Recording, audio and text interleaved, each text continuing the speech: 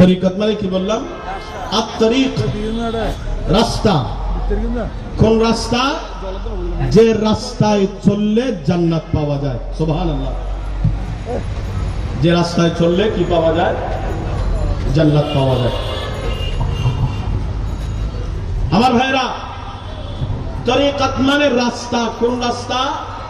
যে রাস্তায় চললে হেদায়েত পাওয়া যায়, যে রাস্তায় চললে একজন মানুষ, আমি আপনি যে নামাজ পড়ি, রোজা রাখি, কলমা পড়েছি, নামাজ পড়ি, জুমার নামাজ পড়ি, ইবাদত করি, বন্দেগী করি, আল্লাহকে ডাকি, দরুদ শরীফ পড়ি, আমার আপনার মনে বড় চিন্তা, মরার সময় ঈমান নিয়ে মরতে পারবো কিনা, ঠিক না? আপনারা পিছনে আমার কথা শুনতেছেন? আমার সাথে কথা বলতে হবে। মারা যাওয়ার সময় ঈমান নিয়ে মারা যেতে পারবো কিনা, এটা আমাদের জন্য বড় চিন্তা, তাই না? তো ঈমান নিয়ে কিভাবে যাবেন? আমার নবী আল্লাহর ওলিদের মাধ্যমে, আমার আল্লাহ আল্লাহর প্রিয় বন্ধুদের মাধ্যমে, আমার আল্লাহ তার প্রিয় বান্দাদের মাধ্যমে এমন এক রাস্তা আল্লাহ সৃষ্টি করেছেন পৃথিবীর জমিনে, এমন এক মহাসড়ক আল্লাহ বানিয়ে দিয়েছেন, যে মহাসড়কের এক প্রান্তে আপনি, আরেক প্রান্তে লা মাকানের মালিক আল্লাহ। যে ব্যক্তি তরিকত, তাসাউফ, যে ব্যক্তি অনুসরণ করবে, যে ব্যক্তি আল্লাহর ওলির দামান ধরবে, সে ব্যক্তি তার ঘর থেকে সোজা সোজা আল্লাহর দরবারে কবুল হয়ে যাবে। সাইলো দামন সখী কা থামলো, সাইলো দামন সখী কা থামলো, সাইলো দামন সখী কা থামলো, कुछ न कुछ इनाम हो ही जाएगा। सलातुन सलामुन या আমার বাবারা ভাইয়েরা, দুনিয়ার জমিনে, আমাদের সমাজে, আমাদের এই সময়ে চারিদিকে ফিতনা, চারিদিকে অশান্তি, রাহাজানি, মারামারি, খুনাখুনি। এই সময়ে নিজের জান বাঁচানো যেমন কঠিন, নিজের জানমাল বাঁচানো যেমন কঠিন, ঠিক তেমনি ভাবে নিজের ঈমানও বাঁচানো কঠিন, ঠিক না? নিজের ঈমান বাঁচানো কঠিন। এক এক দিন এক এক জায়গা থেকে এক এক ফিতনা দেখা যায়, এক এক দিন এক এক জায়গা থেকে এক এক ধরনের বালা, এক এক ধরনের কথা, এক এক ধরনের ফিতনা দেখা যাচ্ছে। মানুষ বড় চিন্তায়, আহা কিভাবে ঈমান রক্ষা করব, কিভাবে বাঁচব, কিভাবে ঈমান নিয়ে কবরে যাব।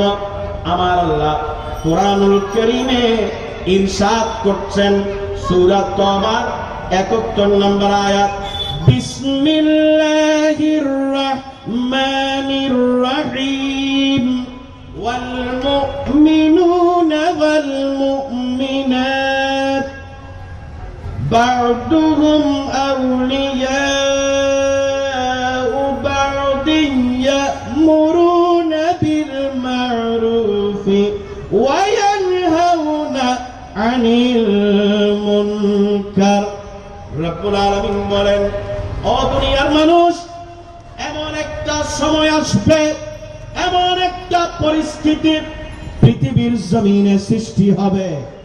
আজকে 2025 সালে যে পরিস্থিতিতে আমি আপনি পড়েছি, আজকে থেকে ১৫০০ বছর আগে আমার আল্লাহ কোরআনে বলে দিয়েছেন, ও আমার বান্দা, ঈমান অন্তরে রাখা হাতের তালুতে কয়লা রাখার চাইতো কঠিন হয়ে যাবে। আমার নবী বলেন, ইউসবিহু মুমিনান ওয়া ইউমসি কাফিরা। মানুষ সকালবেলা ঈমান নিয়ে ঘর থেকে বের হবে, কিন্তু সন্ধ্যাবেলা ঘরে ঢুকার সময় কাফের হয়ে প্রবেশ করবে। উচ্চ আওয়াজে বলেন নাউজুবিল্লাহ। ঈমান চলে যাবে, ঈমান ধরে রাখা কষ্ট হয়ে যাবে। ও আমার বান্দা, ওই কঠিন সময়ে তুমি কিভাবে বাঁচবে? তুমি কোথায় যাবে? কার কাছে যাবে? আমার আল্লাহ বলেন ওয়াল মুমিনুনা ওয়াল মুমিনাতু আউলিয়াউ বা'দুহুম বা'দিন।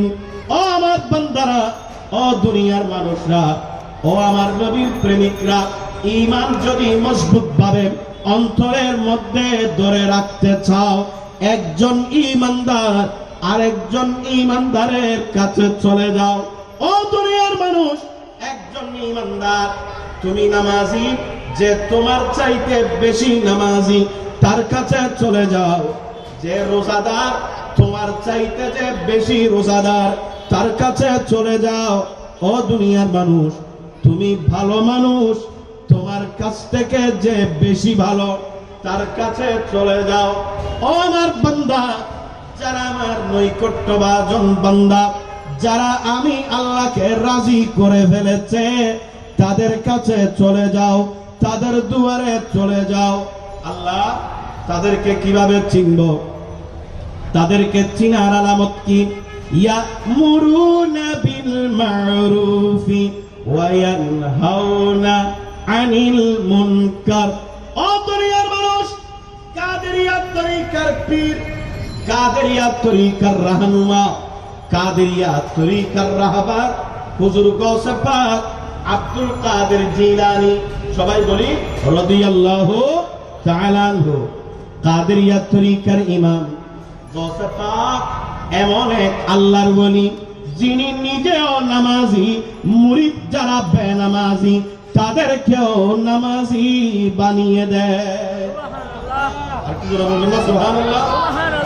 নিজেও রোজাদার, আরেকজনকেও রোজাদার বানায়, বানিয়ে জামিয়া সেই শ্রীকুট সৈয়দুল আউলিয়া কুতুবুল আউলিয়া হুজুর সৈয়দ আহমদ শাহ শ্রীকুটি আল কাদেরী রাহমাতুল্লাহ আলাইহি, নিজেও সুন্নি, নিজেও পাক্কা ঈমানদার, বাংলার জমিনের মানুষকে সুন্নি বানানোর জন্য, সুন্নিয়তের উপর টিকিয়ে রাখার জন্য জামিয়া দিয়েছেন। উচ্চ আওয়াজে বলেন সুবহানাল্লাহ। আমার আল্লাহ বলেন ইয়ামুরুনা বিল মারুফ ওয়া ইয়ানহাউনা আনিল মুনকার। যারা আমার ওলি, যারা আমার প্রিয় বন্ধু, তারা তোমাদেরকে ইবাদতের নির্দেশ দেবে। ওগো দুনিয়ার মানুষ, গৌসে পাক বলো, খাজা বাবা বলো, গৌসে মজভান্ডারি বলো, শাইখে শ্রীকুট বলো, হুজুর কিবলা গৌসে জামান সৈয়দ মুহাম্মদ তৈয়ব শাহ রাহমাতুল্লাহ আলাইহি বলো, আল্লাহর যত ওলি আছে সব আল্লাহর ওলি। এই পৃথিবীর জমিনে আল্লাহর ইবাদত কায়েম করার জন্য এসেছেন, আল্লাহর দ্বীন কায়েম করার জন্য এসেছেন। সুতরাং বোঝা গেল আল্লাহর ওলিদেরকে ছাড়া এই পৃথিবীর জমিনে আল্লাহর দ্বীন কায়েম করা যাবে?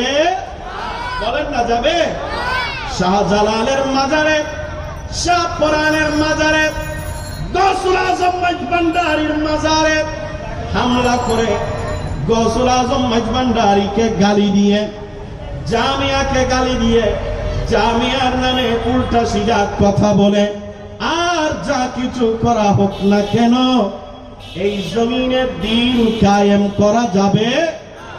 দ্বীন কায়েম করা, আপনি যদি মুখে বলেন আমি আল্লাহর দ্বীন কায়েম করব, আমি কোরআন দিয়ে দেশ চালাবো, কোরআন দিয়ে সংসদ চালাবো, কোরআন দিয়ে সমাজ চালাবো, কিন্তু যার কারণে কোরআন পেয়েছেন তাকে আপনি বন্ড বলছেন, মাজার পূজারী বলছেন, তাকে আপনি বেদাতের ডিপু বলছেন, শিরিকের আস্তানা বলছেন, তাহলে বোঝা গেল আপনি বসলে আপনি কোরআন অনুযায়ী দেশ চালাতে পারবেন না।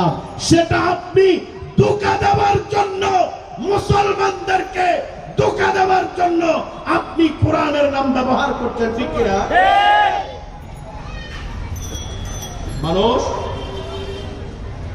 জুতা চুরি করার জন্য মসজিদে জুতা চোরের বেশ ধরে ঢুকে না, জুতা চোর মুসল্লির মতো টুপি দিয়ে ঢুকে, ঠিক না? কারণ জুতা চোরের মতো সে যদি বস্তা নিয়ে ঢুকে আপনি তো তাকে ধরে মারবেন, ঠিক না? পকেট মার, যাত্রীর বেশে পকেট মারতে উঠে সে যদি পকেট মারের মতো শান শৌকত নিয়ে হাতে একটা ব্লেড নিয়ে উঠে জেব কাটার জন্য, মানুষ তো তাকে ধরে মারবে। ঠিক তেমনি ভাবে আমার নবী বলেন আখিরি জামানায় এমন কিছু মানুষ আসবে যাদের কথাগুলো মধুর চাইতেও মিষ্টি হবে, তাদের অন্তরগুলো হিংস্র হায়নার চাইতেও হিংস্র হবে। যারা শরীয়তের কথা বলবে, কোরআনের কথা বলবে, ইসলামের কথা বলবে, কিন্তু ইসলামের সাথে তাদের কোনো সম্পর্ক নাই। এই জেনারেশন কোথায় যাবে? আল্লাহ বলছেন আমার বন্ধুর কাছে যাও, আমার ওলির কাছে যাও, আমার বান্দা যে নেককার, যে তোমাদের সমাজে কোন দুনিয়ার লোভে আসে নাই। আপনি আমাকে হলফ করে বলেন এই দুনিয়ার জমিনে যত দরবার আছে, আমার দিকে মনোযোগ আছে, আমাদের যত দরবার আছে, হোক সেটা মেজবান্ডার দরবার শরীফের শাহজাদাগঞ্জ অথবা দরবারে শ্রীপুটের সজ্জাদান সিংগন, আচ্ছা বলেন তো ওনারা বাংলাদেশে আসেন, বিভিন্ন জায়গায় সফর করেন, ওনারা কি টাকার অভাবে করে? আরো জোরে বলেন না, পয়সার অভাবে? আপনার আমার মতো সামনে পিছনে কিছু ভক্ত জোগাড় করার জন্য, মুরিদ বানানোর জন্য না। না, ওনারা কেন আসেন এটার জবাব আমি দেব না। আমার গৌসে পাকের জন্মের 100 বছর আগে একজন আল্লাহর ওলি, যার নাম হযরতে শেখ আলী ইবনে ওয়াহাব, শেখ আলী ইবনে ওয়াহাব, উনি বড় একজন আল্লাহর ওলি ছিলেন। আল্লাহর ওলির দরবারে মানুষ দোয়া নেওয়ার জন্য যায় কিনা? যাওয়ার দরকার আছে না নাই? আল্লাহর ওলির দরবারে যাবেন, দোয়া নেবেন, ফয়েজ কামনা করবেন, ফয়েজ চাইবেন। ও মদিনা মনোয়ারা তোমায় কেমনে পাবো মোরা, ও মদিনা মনোয়ারা তোমায় কেমনে পাবো মোরা, সেই মান নসিব করে দে ও মুর্শিদ মোরে, মদিনার গোলামি আমায় দে, মদিনার গোলামি আমায় দে ও মুর্শিদ মোরে, মদিনার গোলামি আমায় দে। ও গোলামে মুস্তাফা যারা সঠিক ঈমান পেল তারা, ঠিক না? গোলামে মুস্তাফা যারা সঠিক ঈমান পেল তারা, ফয়েজ মুনওয়ার করে দে ও মুর্শিদ মোরে, মদিনার গোলামি আমায় দে। আল্লাহুম্মা সাল্লি আলা সাইয়্যিদিনা মাওলানা মুহাম্মাদ ওয়া আলা সাইয়্যিদিনা মাওলানা। আমার বাবারা ভাইয়েরা, হযরত শেখ আলী ইবনে ওয়াহাব ওনার দরবারে একদিন কিছু মানুষ গেলেন দোয়ার জন্য। শেখ আলী ইবনে ওয়াহাব ওই মানুষরা যখন ওনার দরবারে গেলেন, সালাম বিনিময় হলো। সালাম বিনিময়ের পরে শেখ আলী ইবনে ওয়াহাব জিজ্ঞেস করেন, ও আল্লাহর বান্দারা আপনারা কোত্থেকে এসেছেন? সুবহানাল্লাহ, সুবহানাল্লাহ। তারা বলে আমরা আরবি নই, আজমি, মানে অনারব, আমরা আরবের বাইরের মানুষ। বলে আরবের বাইরে কোত্থেকে এসেছেন? বলে আমাদের বাড়ি ইরানে। আমাদের বাড়ি ইরানে। ও আল্লাহর বান্দারা, ইরানের কোন জায়গা থেকে এসেছেন? বলে আমাদের বাড়ি জিলান শহরে। উচ্চ আওয়াজে বলেন সুবহানাল্লাহ। জিলান শহরে বলার সাথে সাথে উনি দাঁড়িয়ে গেলেন। এতক্ষণ চেয়ারে বসে আছেন, গদিতে বসে আছেন, আসনে বসে আছেন ওই আল্লাহর বলি, ওই জগৎ বিখ্যাত আল্লাহর বলি সাথে সাথে আসন থেকে, চেয়ার থেকে দাঁড়িয়ে গিয়ে তাদের সামনে চলে গেলেন। হে আল্লাহর বান্দারা, আপনাদের বাড়ি জিলানে? বলে হ্যাঁ জিলানে। ও জিলানের মানুষ, আপনারা তো জানেন না আপনারা কত সৌভাগ্যবান। সুবহানাল্লাহ। আমার গৌসে পাক কখনো দুনিয়ায় আসে নাই। বলে হুজুর কেন বলছেন? মুরিদরা সবাই আশ্চর্য। সবাই আমার হুজুরের কাছে আসে দোয়া নিতে, হুজুরের কাছে এসে হুজুরকে চুমু দেয়, পায়ে চুমু দেয়, সালাম করে, দোয়া নেয়। কিন্তু জিলানের নাম শোনার সাথে সাথে আমার হুজুর নিজে উঠে তাদেরকে জড়িয়ে ধরেছেন। ওমা ব্যাপারটা কি, কি হচ্ছে এখানে?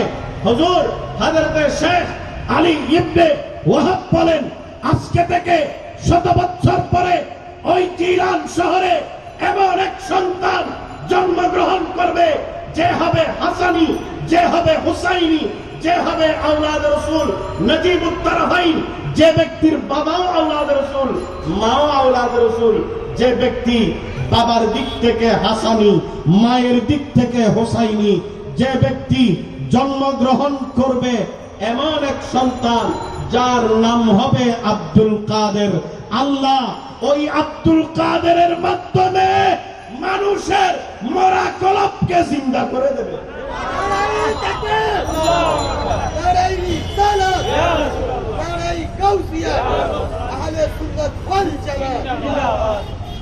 ওই ব্যক্তির, ওই আল্লাহর বান্দার কলবের মাধ্যমে মানুষের মরা কলব জিন্দা হয়ে যাবে, মুর্দাদের মুর্দা কলব জিন্দা করে দেবে। ওই ব্যক্তির সোহবতে যারাই যাবে তারাই আল্লাহর ওলি হয়ে যাবে। সুবহানাল্লাহ। গৌসে পাকের সোহবত যে পাবে সে কি হয়ে যাবে? আরো জোরে বলেন না, ওলি হয়ে যাবে। কি হয়ে যাবে? ওলি হয়ে যাবে। ওলি হলে মাজার হওয়া সত্য নয়। শুধু আমরা মাজার দেখলে ওলি বলি, মাজার না দেখলে ওলি বলি না। জামিয়ার পাশে কবরস্থানে দেখেন কত বড় বড় আল্লাহর ওলিরা শুয়ে আছেন, কত বড় বড় মুহাদ্দিসরা, শেখুল হাদিস আল্লামা শের মিল্লাত ওস্তাজি আল্লামা নাঈমি রাহমাতুল্লাহ আলাইহি, খতিব বাঙ্গাল আল্লামা জালালউদ্দিন আল কাদেরী রাহমাতুল্লাহ আলাইহি, মুহাদ্দিস আল্লামা ফুরকান রাহমাতুল্লাহ আলাইহির মতো জগৎ বিখ্যাত আল্লাহর ওলিরা শুয়ে আছেন। কোন ধরনের মাজার আরো তা তো দূরে যাইয়েন না, আমাদের গায়ের মসজিদের পাশে এই এলাকাকে তিনি আলোকিত করেছেন, যার খেদমতের কারণে আজকে গায়েরি মসজিদ পাঠানটুলি এলাকায় সুন্নিয়তের প্রচার হয়েছে। হুজুর আল্লামা অধ্যক্ষ আব্দুস সত্তার আনোয়ার রহমতুল্লাহ আলাইহি কত বড় মাপের আল্লাহর ওলি। কোন মাজার আছে? বলেন না, আছে? নাই তো গৌসে পাকের সাথে যার দেখা হবে, গৌসে পাকের মজলিসে যে বসবে, গৌসে পাকের দরবারে যে যাবে, আল্লাহ তাকে আল্লাহর ওলি বানিয়ে দেবে। আর আমার মুর্শিদে করিম আলে উসুল গৌসে জামান